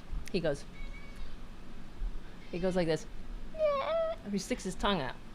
He goes, all right. An alarming finding, but no surprise. Many Republicans now ready to support violence. Oh, wait, where's my keyboard? Oh, yeah, but don't worry about it. Work with them. Find common ground. New public opinion research from the nonprofit, whatever, I read that already. Close to 1/3 of Republicans in this survey, or 30%, agreed with the statement that true American patriots may have to resort to violence in order to save the country. You fucking bastards. That was more than the combined total of Democrats and independents who say the same thing. 11%? So Democrats, 11% say we might have to resort to violence, and independents, 17% say that. Let's see. The Public Religion Research Institute CEO founder Robert Jones said the large proportion of Republicans who appear ready to endorse political violence is a direct result of former President Trump calling into question the election. Jones noted that according to the same survey, more than 2/3 of Republicans, 68%, claim that the 2020 presidential election was stolen from Trump, as opposed to only 26% of independents and 6% of Democrats. That's what it means, man. It takes all types. That's what that means. 6% of Democrats? Please. Who are these 6%? You stupid. It's almost like hopeless. No, I can't say that. I can't leave you without hope. Let me show you the cat, then. Look how cute he is. You are cute. But also good. The study also found that 39% of those who believed that Trump had won the 2020 election endorsed political violence, compared to only 10% who rejected election misinformation. There were also signs of a split based on media consumption, with 40% of Republicans who trust far-right news agreeing that violence could be necessary. 40%. Compared to 33. Just an aside, I don't know if you hear the cat, Tara Jr. meowing. This goes on all day. It's kind of annoying, but he sits here and does that all day. Right, Junior? I don't know what he's trying to say. What are you saying? He'll just sit here and stare at me all day and just periodically go, "Ah, ah," like that. I don't know what he's saying. I'm like, what are you saying?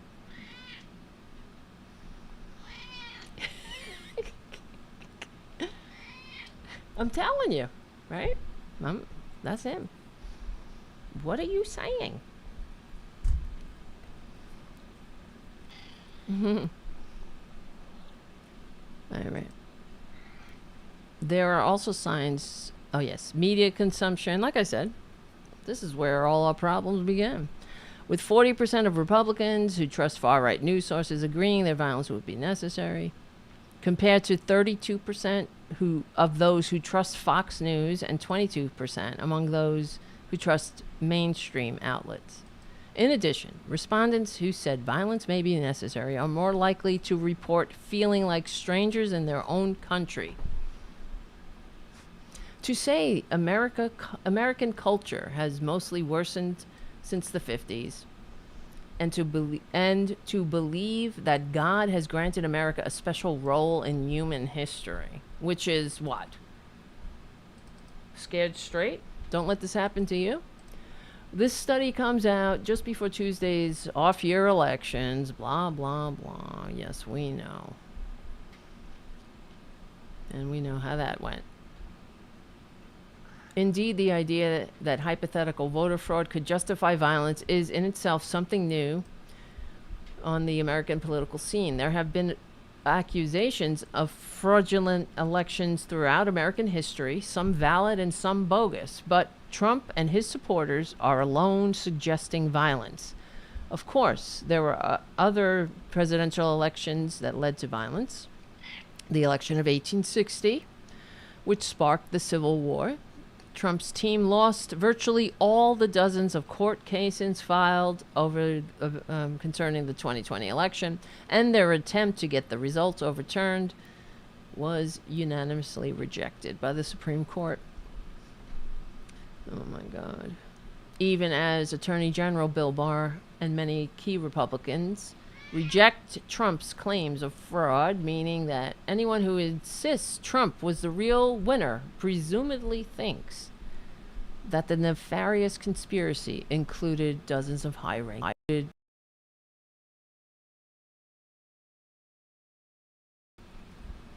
This is weird. My drives just disconnected themselves. Great. Maybe something is wrong. Something weird happened. All right, well, I guess it's a good time to wrap up. Right? I don't know what the cat wants from me. What do you think? Food, maybe? No, he ate. He eats. He eats all the time. Hey, you. You. Look at him. Oh, I have to show you how cute. Look what he does. Look. You see? He puts his hand on mine. He's so cute. He does that all the time, too. He's adorable. He's a maniac. All right, man. Maniac on the floor.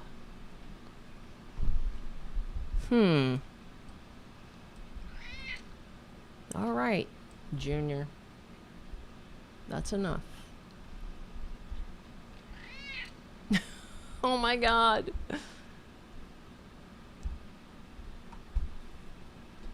All right. Listen up, my friends.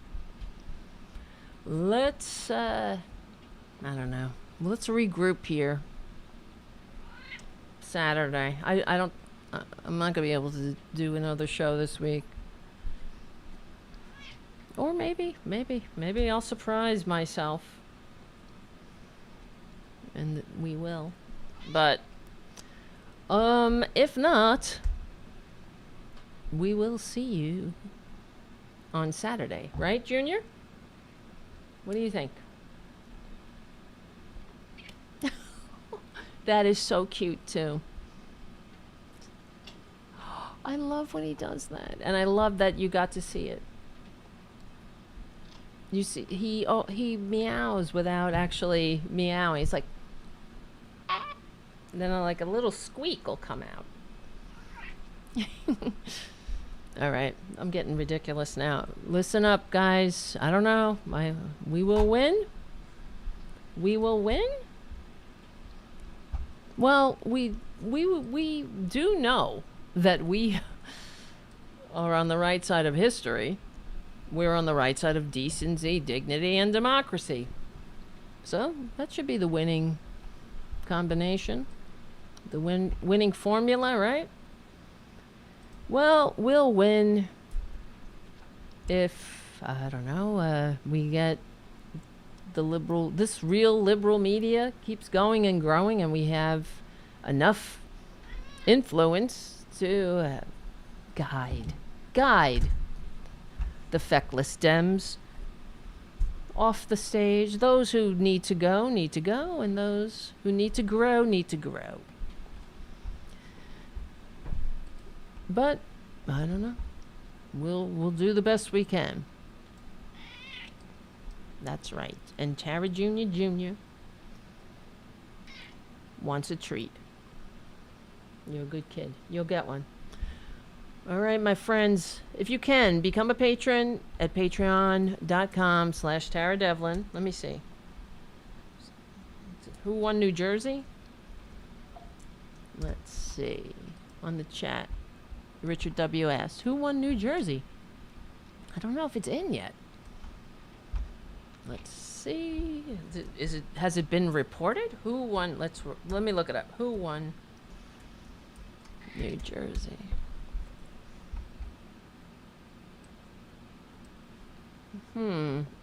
Okay. Democrat Phil Murphy narrowly wins election as New Jersey's governor. That's good. Re-election. Which is actually a good thing because apparently no Democrat or no governor has been re-elected. Is that real? In New Jersey, I should say.